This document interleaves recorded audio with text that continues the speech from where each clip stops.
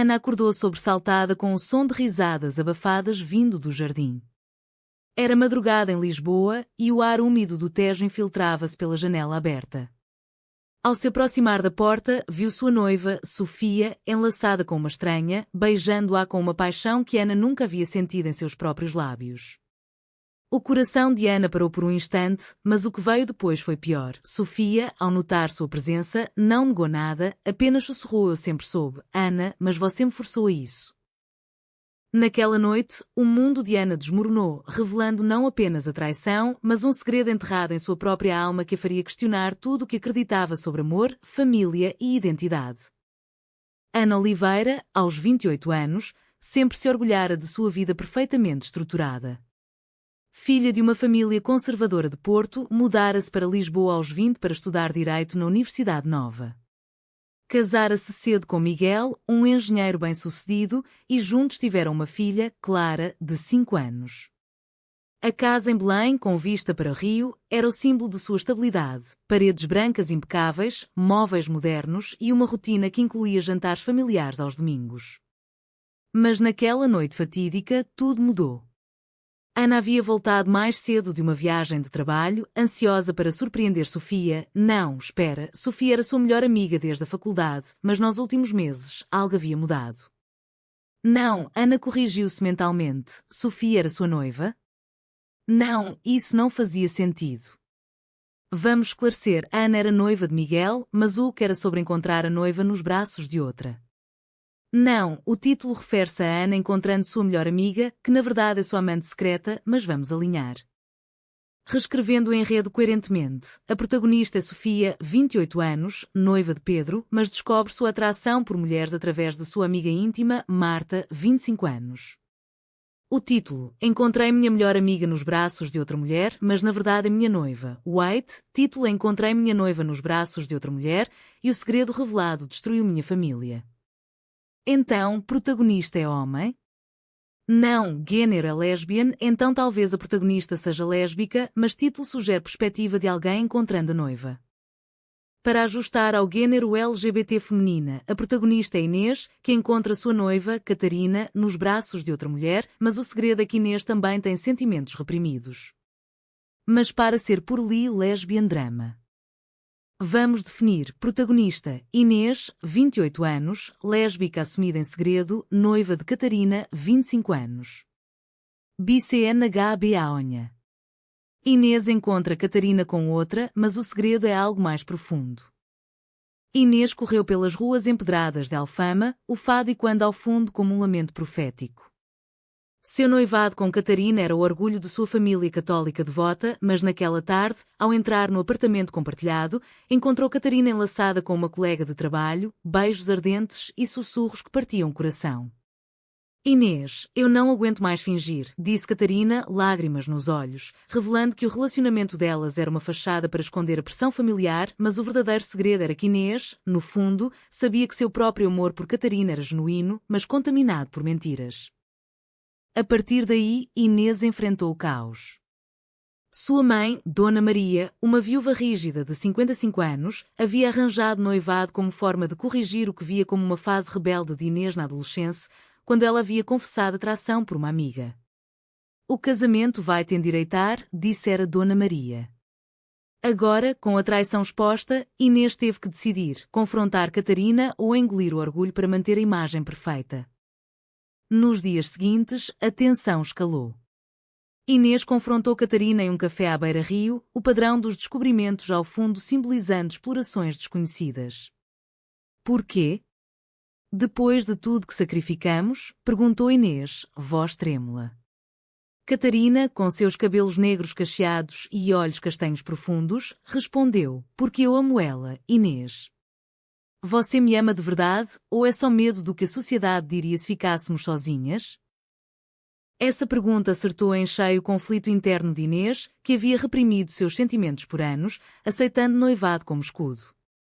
A família de Inês interveio. Seu irmão, João, 30 anos, um advogado conservador, ligou furioso. Você vai perdoar ela, ou quer destruir tudo? Pense na vovó, ela não aguenta mais escândalos. A pressão social em Portugal, onde o casamento gay era legal desde 2010, mas em círculos tradicionais ainda visto como aberração, pesava como chumbo. Inês sentiu o peso da moral católica, questionando se seu amor era pecado ou salvação.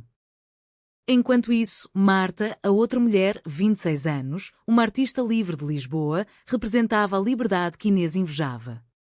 Marta enviou uma mensagem: Catarina me contou tudo. Você merece ser feliz, não prisioneira. Isso plantou a semente da dúvida, levando Inês a uma noite de reflexão solitária no mirador da Senhora do Monte, olhando as luzes da cidade. O primeiro grande confronto veio no jantar familiar. Dona Maria preparou bacalhau à Brás, mas o ar estava carregado. O que aconteceu com Catarina? Perguntou a mãe. Inês, coração acelerado, mentiu: nada, só uma briga boba. Mas João sabia a verdade e pressionou: diga a elas, ou eu digo. Inês explodiu: ela me traiu com uma mulher. E eu? Eu a amo, mas talvez não da forma certa. O silêncio foi ensurdecedor, seguido por lágrimas e acusações. Dona Maria desmaiou e Inês pagou o preço com o isolamento familiar inicial. Essa revelação abriu feridas antigas. Inês lembrou da adolescência, quando beijou uma amiga em segredo e foi punida com orações forçadas. Agora, adulta, via o ciclo se repetindo. Decidiu encontrar Marta para entender. Em um ateliê em Bairro Alto, Marta, com tatuagens e cabelos curtos tingidos, disse: Catarina está confusa porque vocês duas vivem uma mentira. O amor não é sobre posse. Inês sentiu raiva, mas também uma atração inesperada pela honestidade de Marta. A trama se complicou quando Catarina voltou, suplicando perdão. Foi um erro, Inês. Vamos casar e esquecer. Mas Inês, agora desperta, questionou: e se eu também quiser algo mais? Essa dúvida levou a uma separação temporária, com Inês mudando-se para um pequeno apartamento em Chiado, enfrentando a solidão e o julgamento de amigos. O custo era alto. Clara, sobrinha de Inês, ajustando para não ter filhos, sofreu com a instabilidade. Não, no enredo inicial, sem filhos.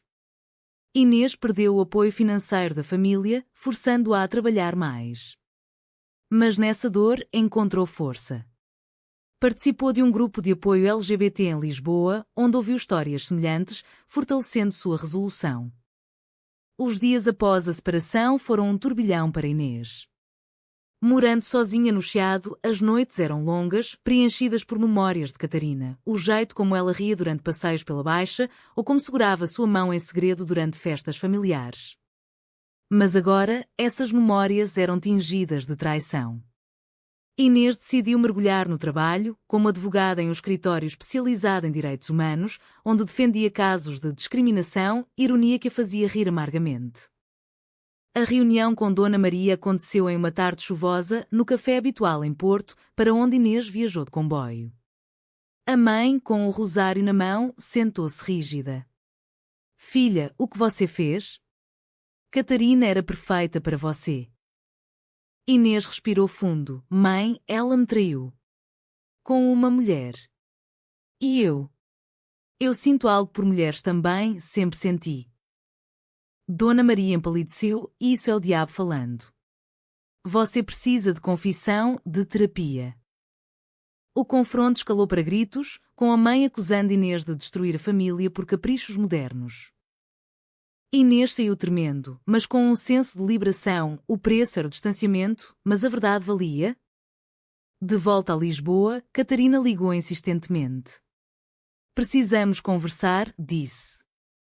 Elas se encontraram no Jardim da Estrela, sob árvores centenárias. Catarina, vestida com simplicidade, confessou: Marta me fez sentir viva, algo que nós perdemos. Mas eu te amo, Inês. Inês rebateu: amor ou hábito? Você me usou como cobertura para sua família homofóbica. A discussão revelou que Catarina havia iniciado o relacionamento com Inês por pressão similar, mas desenvolveu sentimentos reais, complicados pela atração por Marta. Essa revelação levou a uma traição mútua. Inês, em um momento de vulnerabilidade, beijou Marta durante uma visita ao ateliê, buscando entender o que Catarina via nela. Você é como eu, reprimida, disse Marta. Inês se arrependeu imediatamente, mas o dano estava feito. Catarina descobriu através de uma mensagem acidental, levando a uma briga explosiva no apartamento. Você me acusa, mas faz o mesmo, gritou Catarina. Inês, lágrimas rolando, admitiu, foi um erro, mas mostra como estamos quebradas. Elas decidiram uma pausa, mas o segredo vazou para amigos em comum, espalhando fofocas em círculos sociais lisboetas. Inês enfrentou olhares julgadores no trabalho, questionando se sua carreira sofreria. João, o irmão, interveio novamente, convidando Inês para um almoço. Você está destruindo a mamãe. Pense no legado da família.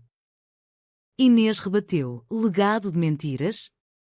Eu mereço ser feliz. João revelou seu próprio segredo, eu sei como é, Inês. Tive um affaire com um homem anos atrás, mas escolhi o caminho certo pelo bem maior.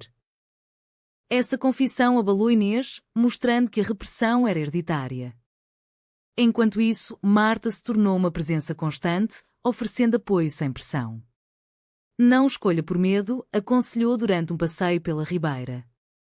Inês sentiu uma conexão genuína, mas o dilema moral a consumia, trair Catarina emocionalmente ou voltar para uma relação tóxica? A tensão culminou em uma festa de família, onde Dona Maria forçou uma reconciliação. Catarina apareceu e as três, Inês, Catarina e implicitamente Marta via mensagens, colidiram. Inês declarou, não posso mais fingir. A mãe deserdou-a verbalmente, dizendo você não é mais minha filha. O preço, perda de herança, isolamento, mas um vislumbre de liberdade. Inês começou a reconstruir, juntando-se ao ativismo LGBT, marchando na Pride de Lisboa. Lá, encontrou histórias de outras mulheres, fortalecendo sua determinação. Mas o custo emocional era imenso, depressão noturna, questionando-se o amor valia a dor. A carta de Catarina tremia nas mãos de Inês. Encontro-me no castelo de São Jorge ao entardecer. Há mais que você precisa saber. Inês hesitou, mas a curiosidade venceu. Subindo as muralhas antigas, o sol poente pintava Lisboa de laranja, contrastando com a tempestade interna. Catarina esperava, olhos inchados. Eu não traí só você, Inês. Minha família me forçou a isso tudo. Revelou que seus pais, ricos empresários conservadores, ameaçaram deserdá-la se não se endireitasse casando com uma mulher, ironia em uma sociedade progressista na superfície. Inês ficou chocada. Então nosso amor foi uma transação? Catarina negou. Começou assim, mas se tornou real. Marta foi minha fuga. Essa honestidade levou a uma trégua frágil, mas Inês decidiu terminar definitivamente, escolhendo si mesma. Eu mereço mais que isso, disse, deixando Catarina chorando. O aftermath foi brutal. Dona Maria, informada por João, cortou contato completamente. Inês perdeu o apoio emocional, enfrentando noites de insomnia, questionando sua identidade. Sou errada por amar assim, pensou, e quando debates éticos internos. Marta, sentindo a vulnerabilidade, aproximou-se mais. Elas saíram para um jantar em um restaurante típico, comendo sardinha assada. Você é forte, Inês.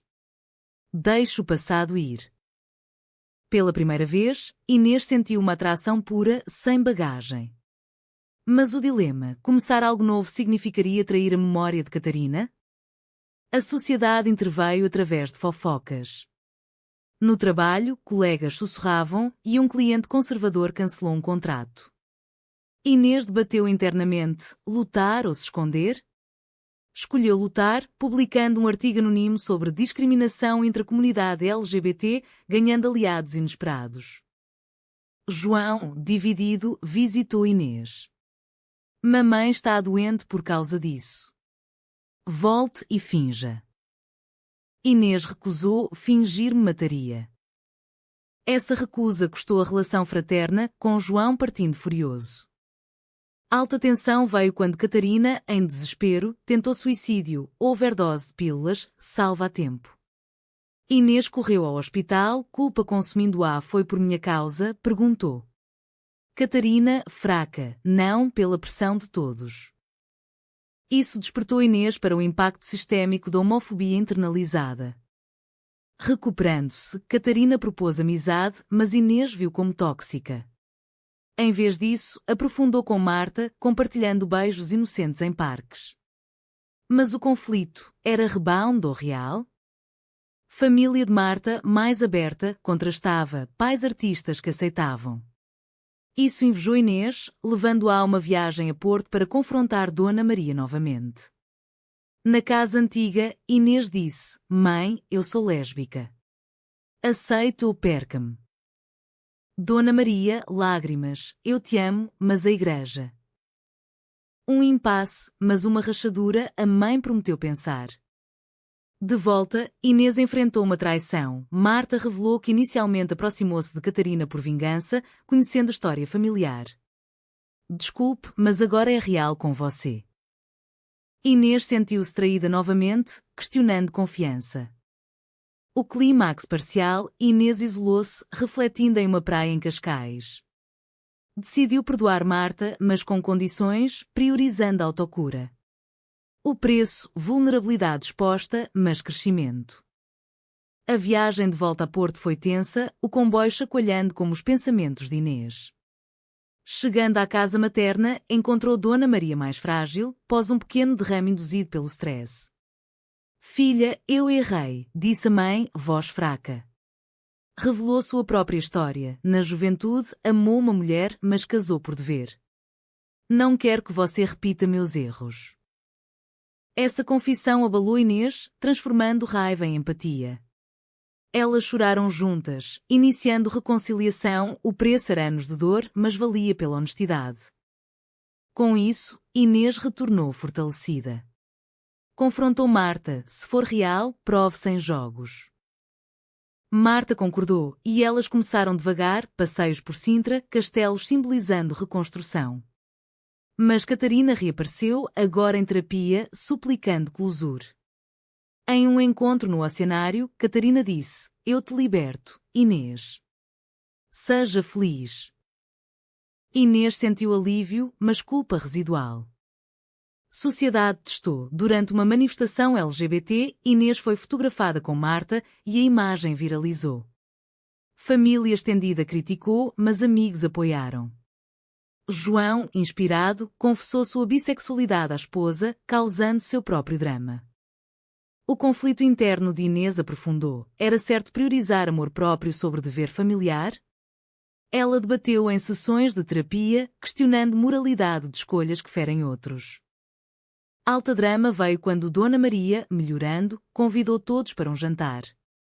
Catarina, convidada por pena, apareceu. Tensão no ar, acusações voaram. Você destruiu tudo, gritou Catarina para Marta. Inês interveio, nós todas erramos. Vamos parar o ciclo. Mas Marta, defensiva, revelou mais, Catarina musou primeiro. Brigas escalaram, com pratos quebrados metaforicamente. Inês escolheu, deixou a mesa, levando Marta, cortando laços tóxicos. O custo, perda de Catarina como amiga, mas ganho de autonomia. Meses passaram, Inês e Marta solidificaram, vivendo juntas. Mas uma gravidez surpresa? Não, sem isso. Em vez, uma oportunidade de trabalho em Bruxelas testou. Marta quis ir, Inês hesitou por família. Decisão, Inês recusou, priorizando reconciliação. Mas Dona Maria faleceu subitamente, deixando carta, viva livre, filha. Isso libertou Inês, mas com um luto profundo.